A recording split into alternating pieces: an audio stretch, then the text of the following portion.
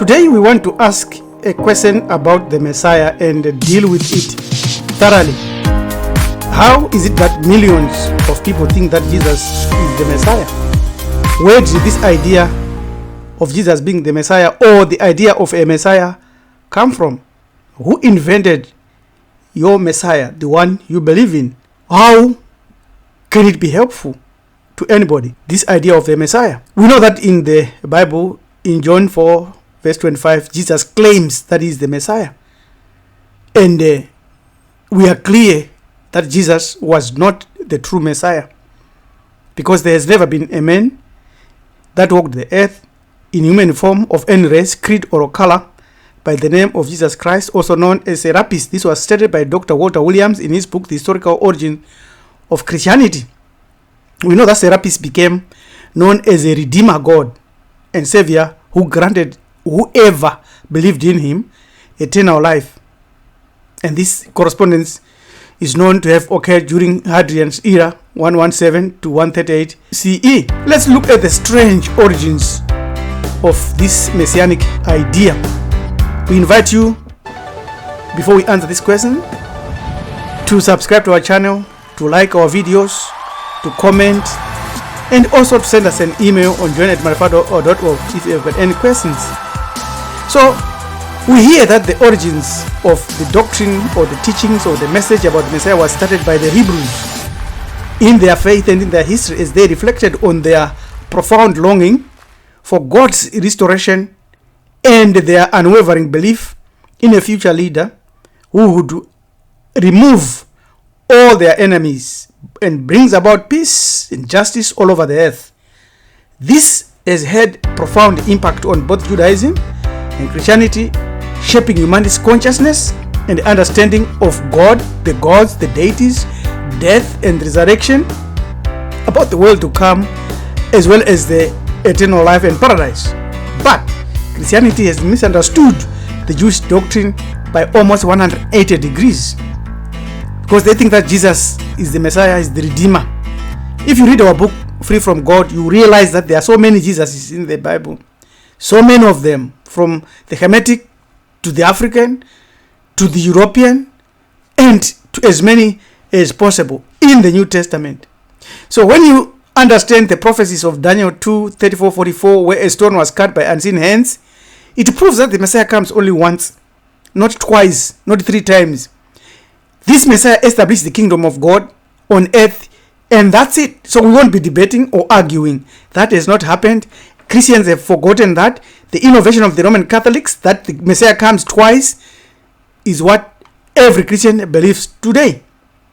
Before the Jesus deception, the doctrine about the Messiah was popularized by Judaism. Did you know that the English word Messiah originated from the Hebrew and Aramaic Mashiach, which is in its form a verb, meshe, means to anoint? This word is of African Hamitic origins, where messe signified the ritual of anointing Kemetic rulers with the fat of crocodiles as they were traditionally installed into office. So that is what Messiah means. The original word messe is the crocodile word in ancient Hamit, and the image of the 2 crocodiles, which was used for the title of the sovereign king who is being conferred to go into office. So the idea of a Messiah did not originate from the Jews, as believed by the masses today. The Jews merely developed an interpretation that is unique to their own thinking and their own history and their subjective racial understanding or tribal understanding to suit their own religious needs. Here is the thing. The oldest monarchy is found in Africa. The oldest. Before that, there was no monarchy on earth. If you go and do your own research, the New York Times of March 1, 1979, University of Chicago Oriental Institute, they will explain to you this theme. Ancient Nubian artifacts yield evidence of earliest monarch, evidence of the oldest recognizable monarch in human history, preceding the rise of earliest Hamitic kings by several generations, has been discovered in artifacts from ancient Nubia in Africa. Until now, it has been assumed that at that time, the ancient Nubian culture, which existed in what is now northern Sudan and southern Hamid, had not advanced beyond a collection of scattered tribal clans and chiefdoms. But that has been shattered. So the origins of the messianic thinking and the theme is clearly shown that it came from ancient African roots and African myths. And these myths were received by Africans from primordial gods. Their royalty is from the gods to mankind. That's why African kings were anointed by the gods. The pharaohs, for example, were proto-messianic figures, is what you must understand. So these royals were anointed by the gods. And because of that, they were considered to be representative of the gods on earth. Why? Because the gods had left the earth. And so the gods will depart from mankind, a grievous thing. And only evil angels will remain, who will mingle with men and drive the poor wretches by main force into all manner of reckless crime, into wars and robberies and frauds and all things hostile nature of the soul. So this is clear. So the gods left the earth, but they didn't just leave. They left the earth in charge of African royalty. No other royalty at all. Now, their duty, this African royalty, was to implement and to manage and to process Ma'ati, justice, harmony, fairness, Ubuntu. That was why they were given that opportunity by the gods. So they were also redeemers in a sense, and they were unveiling to us the origins of our messianic hope today. So in the Greek, Christos was used to translate the Hebrew Messiah, meaning anointed one, a title adopted from the traditional system of anointing our own African kings and chiefs into office during their coronation with oil drawn from a number of sources, but specifically from the fate of Mese, the crocodile, associated with the gods. Why the crocodile? Because it is coming from the waters of Unyunyu. So the original source of the word Messiah is Mese, the crocodile word in ancient Kemet, and the image of the true crocodile was used for the title of sovereign conferred on our own kings. These are the strange roots of the messianic idea, which is African. So let's look now at how the Hebrews worked and the Jews worked around this theme, and how they went on to develop a fallacious concept of the Messiah themselves, as well as blinding every Christian who now comes today. It is clear that the gods were on the earth. So Ra was the king of both gods and men. However, humanity grew rebellious, and Ra, weary of ruling earth, ascended into the heavens, leaving the pharaohs, our kings, to rule in his stead. You can read this from the book of the Heavenly Cows and the papyrus of the book of the Heavenly Cow. Even in the tomb of Seti, 13th century BCE, is written there. And the Hebrews would now go on to demonstrate this in their Torah, in their prophets, when they showed that the Hebrews rejected the rule of God, theocracy. If you read 1 Samuel 8:7, it says they no longer wanted God to be their king, and they say, give us a king to judge us like all the other nations. Very clear. But our ancestry, as men and dominant human beings, we didn't reject the gods. We didn't reject them. They are still ruling us. But it is our free will that decides whether to obey them or not. That's clear, straightforward. In the pyramid text, we read 477, Ausari, the great king, gave law to men and taught them the cultivation of the earth. He ruled as the beneficent Lord of all. So you read this and you understand. Then you look at how the Jews copied this. Their first monarchy actually failed. So there was no messianic promise there. If you read 1 Samuel 15:26, but Samuel said to Saul, I will not return with you, for you have rejected the word of the Lord Yahweh, a deity, and the Lord Yahweh, a deity, has rejected you from being king over Israel. This has not happened to our ancestry. We still have divine kings.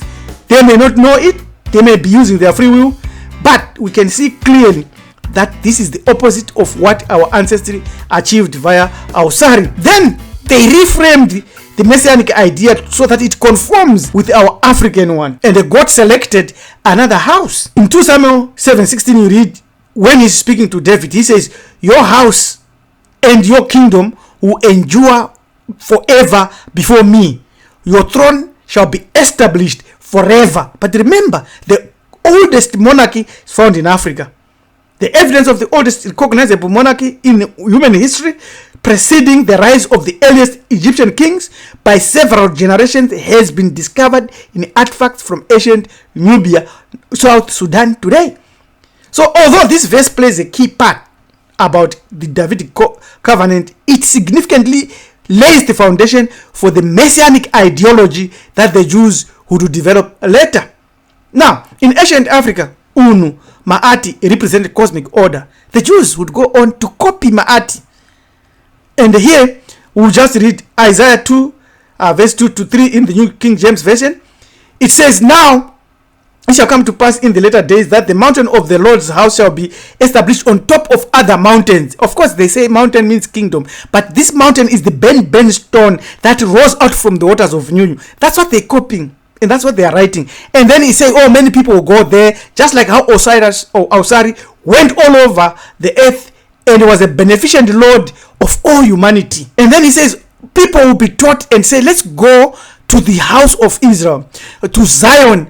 For out of Zion shall go forth the law," Maat, "and the word of the Lord from Jerusalem." So they are changing Memphis and Thebes and putting their own kingdoms there, calling it the Torah. Now, if you read Micah 4, verse 1 and 2, it's the same story. The law will go out of Zion, the word of the Lord from Jerusalem.